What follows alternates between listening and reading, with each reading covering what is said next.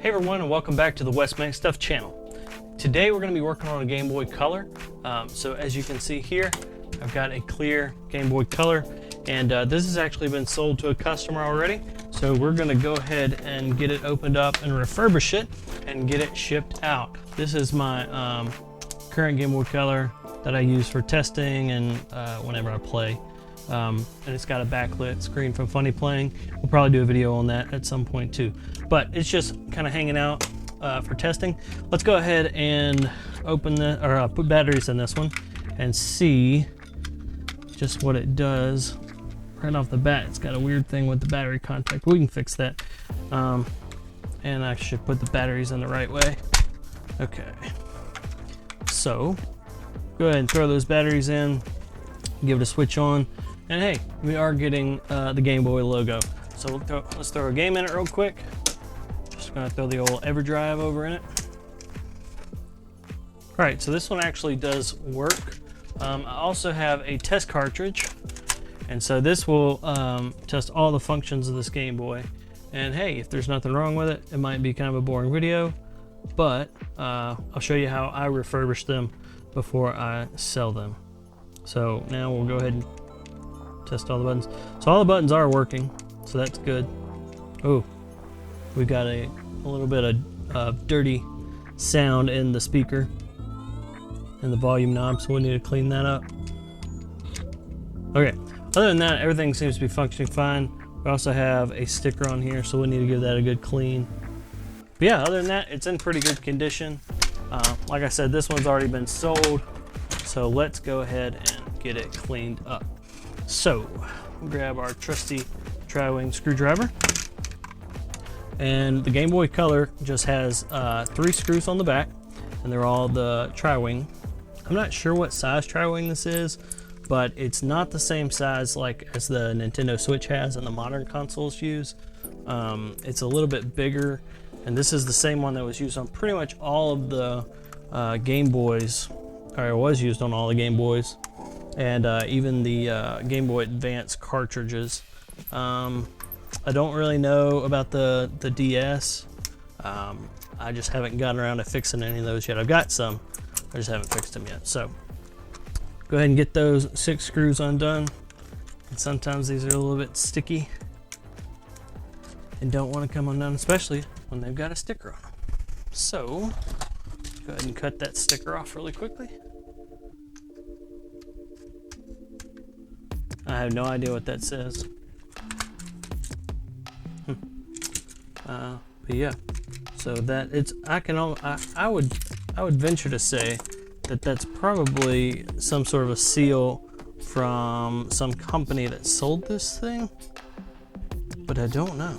I've never seen a Game Boy with that before, but that's a weird place to put it unless it's like a seal of quality or whatever.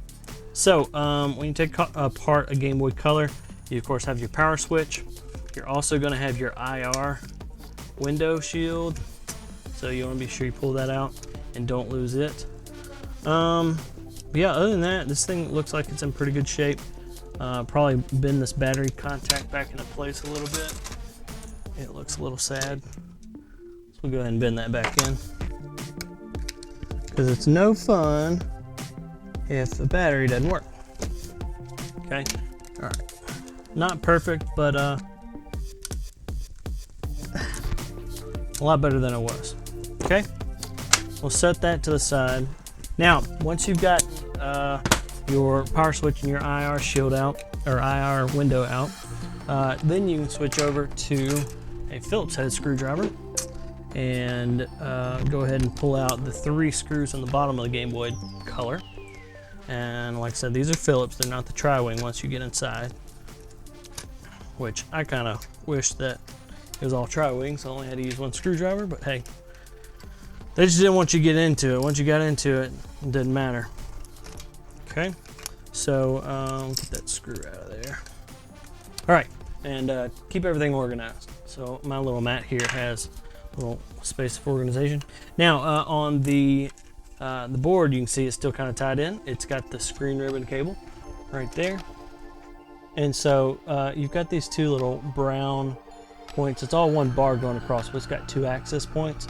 So You want to be careful with these, but all you do is push them up like that, and then go back to the other side one more time.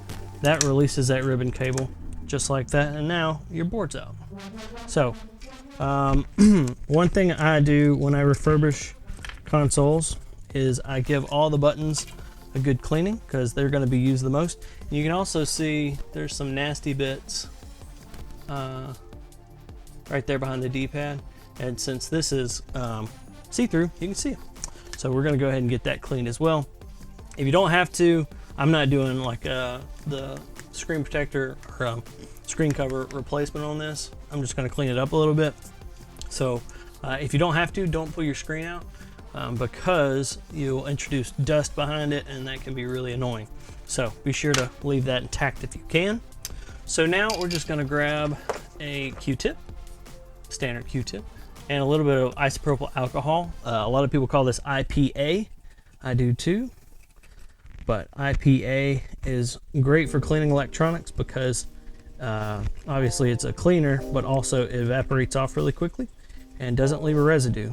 And so it's great for cleaning electronics. So you can see here, I'm just rubbing over all the buttons, the button pads here, and that's where the actual buttons for the Game Boy are. And I'll show you the little silicone part in just a second. So a lot of times if like a Coke or something gets spilled onto a Game Boy, it'll get on these pads and then your buttons will stop working. The Game Boy's not broken, it just needs to be cleaned. So luckily that's not the problem with this one. But the other thing I always do is, you can see the speaker is a little bit dirty. So I always hit that with a Q-tip as well. You just want to be careful because that speaker is really delicate. I mean, it's just a really thin piece of plastic with a wire wrapped around it, or wrapped under it rather. And so you're just wanting to get the dust off of it and dirt. And sometimes there is stuff like Coke and things like that. But you just want to be careful. And then also, because speakers are magnetic, a lot of times you will have little pieces of metal. And you want to try to get those off too, because long term that's really bad for a speaker. Okay, we got that done. Now, because of our initial testing, we know that the speaker volume knob is not working correctly. It's got a little bit of a scratchiness to it. So we're just going to take some more IPA, get a whole bunch of it on your Q-tip here, and then you go from the back side and you just kind of press it in there. And we'll go from the front side in a second. Start out with the back side. We're just kind of trying to get a bunch of it in there. And you could also use a syringe for this. I don't have one on hand. So we'll do that. And we'll flip around to the other side and do the same thing again. From this side. One more.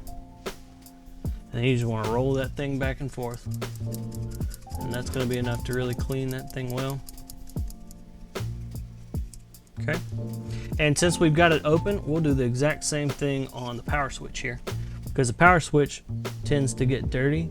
And a lot of times you'll have a Game Boy that seems like it should work fine, it just won't power on, and all it is that the power switch is dirty, and you need to do this process right here. So we got it in there. We're just going to move this back and forth a whole bunch. And like I said, this one didn't have a problem with the power button, but we'll go ahead and just treat it like it did. That way it'll have a lot more life left in it. All right, so that's that. And then everything else looks pretty good on it. And we have no corrosion on this, so that's good. It doesn't look like it's ever been spilled on or anything like that, so that is awesome. Okay, so that board is pretty much complete now. We're gonna go ahead and clean off the buttons. So the first thing you need to know is when you look at these buttons, typically on a Game Boy Color, you've got a blue side, and then you've got a blue side with black pads, all right? Now, these black pads are conductive, which means that electricity can flow across them. Now, in the case of the Game Boy Color, it's not a lot of electricity, but it is enough to make the button presses work. So if you look really closely on the actual buttons here, you'll see that it's two gold pads with a line down the center of it. And so the conductive pads on these silicone pieces actually bridge that gap and make the connection and that's when the Game Boy knows what direction you're going. So we're just going to give them a good wipe down, make sure they're nice and clean so that the new owner will have plenty of playtime out of this. You can see they're pretty dirty, and that was just 4 pads. So yeah, we just want to make sure it's nice and clean so that they get a lot of use out.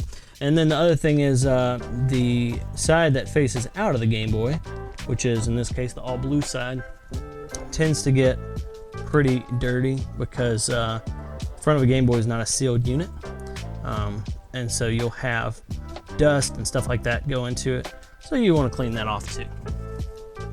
So that one's clean. Go ahead and clean this one. You've got 3 silicone pads for Game Boy Color. You've got one for the A and B button, you've got one for the D-pad, the directional pad, and then you've got one for start and select. And so we'll go ahead and get this A-B one cleaned as well. And another way you could do this, you could actually throw it into the sink and clean it off, but I'm trying to do this one pretty quick. I don't want to have to throw it into the dehydrator and make sure it gets nice and dry. So we're just cleaning it with a little IPA. Okay, so those 2 are done. Let's get a new Q-tip. That one's getting pretty bad. And then get this last one, which is the start select button. And start and select normally doesn't get as bad, but what I will see a lot is start and select just won't work at all. And that's typically because, for whatever reason, maybe it's because there's no plastic button clogging up the hole, it's just the rubber silicone piece, but they seem to get dirty a lot quicker than the other buttons. Alright, now for the actual physical buttons, we're just going to hit that with a toothbrush and some IPA, but you can see there in the crevice of that D-pad, that gets really dirty. And so you might want to spend a little bit extra time making that look nice and clean. I will be, because that is typically where it gets the most dirty because it's the hardest to clean. So I got my little electric toothbrush. This is the Kroger special for $8. It's Oral-B, in case you were wondering. And we're just gonna go ahead and clean that.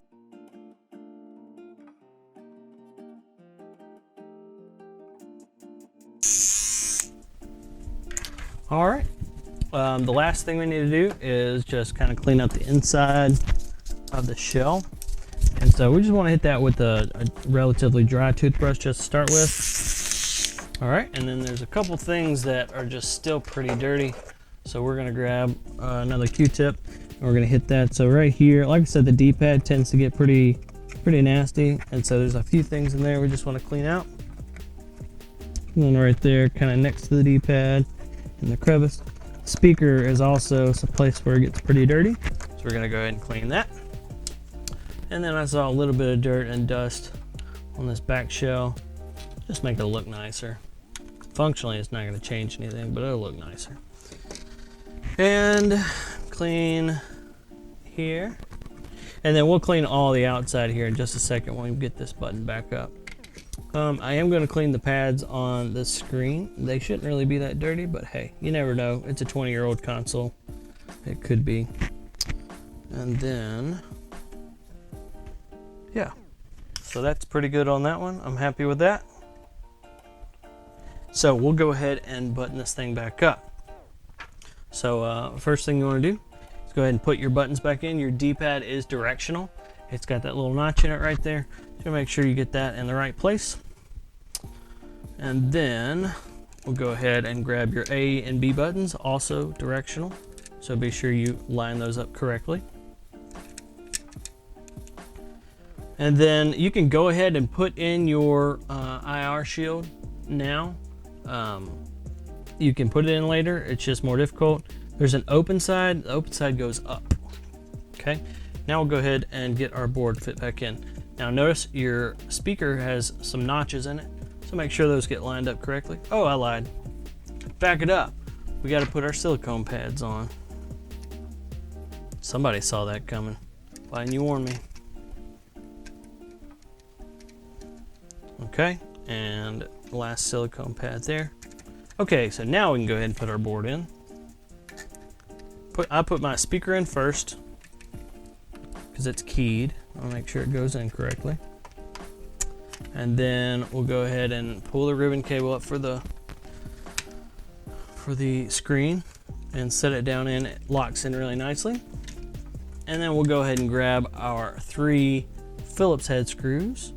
Now on these Phillips head screws, the holes are marked with circles. The ones you don't want to put it into are marked with X's. So don't use the X ones, use the ones with the circles on it. So we'll go ahead and do that. Notice I've got the Game Boy kind of propped up on a pair of pliers right now. I don't want the buttons to come out before I've had a chance to tighten down the board. So I just kind of have it propped up that way they don't have pressure coming back from the table pushing them out. Okay, and then the last one goes right here in this middle one.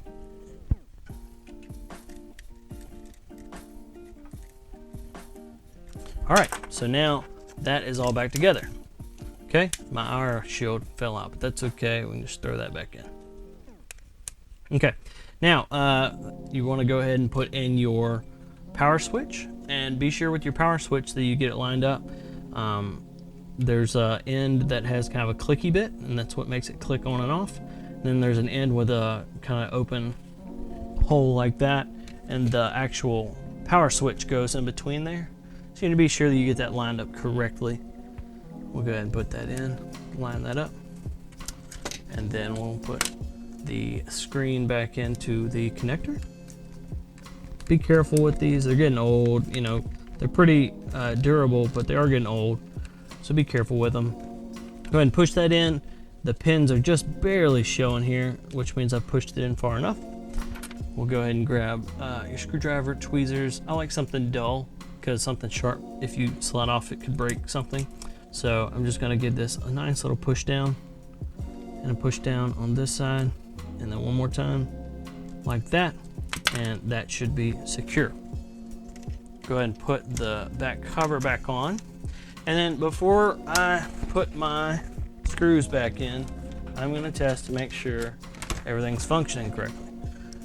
Because there's nothing worse than putting everything back together with all your screws and everything and figuring out that you did something wrong. So, got my batteries in. I'm gonna go ahead and put my test cartridge back in. Power them up. Let's play with the, we'll play with it in a second. So, we're gonna do our auto test. All right, all our buttons are working. No more fuzzy audio, which means we cleaned that. That's working great.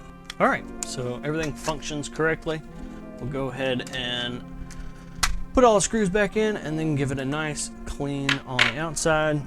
Once again, if you wanted to go a little bit further and make it even nicer, you could actually toss this into like some warm water in the sink with a little bit of soap and clean it out. But if you do that, you're gonna have to wait for everything to dry. I actually stick mine in a dehumidifier that you use to make like beef jerky and stuff. But mine's always got electronics in it. And make sure everything is nice and dry before you put anything electronic next to where you had water. So in this case, this is a customer order on Amazon, so we're just gonna get it cleaned up a good bit, but we're not gonna go completely all out on it. Now, if this was something like an IPS mod where I was getting, you know, 150, 200 bucks for it, that'd be a whole different story. But this is a used item on Amazon, so it's gonna be used. It's not gonna have that factory fresh feel. And that's okay, because that's what the listing says. Now, we're gonna go ahead and clean it up a little bit more, put my tools back. Grab the toothbrush again, not sponsored by Oral-B. And we're just gonna do some cleaning. All right, and I did forget about that sticker on the top. Let's go ahead and pull that off.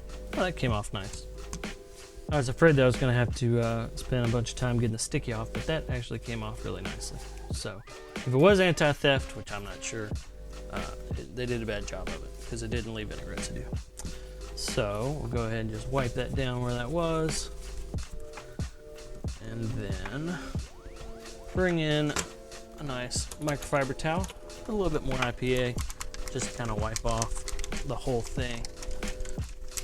Some people use like Mr. Sheen and stuff. I've seen that on the Retro Future, places like that. I've never used that, Some people live and die by it. I'll probably try it out at some point, but I don't know if it leaves a residue, and I'm not a huge fan of residues on electronics. I kind of like everything to be factory fresh, like plastic. But yeah, I'll probably try it out at some point. Just haven't gotten around to it.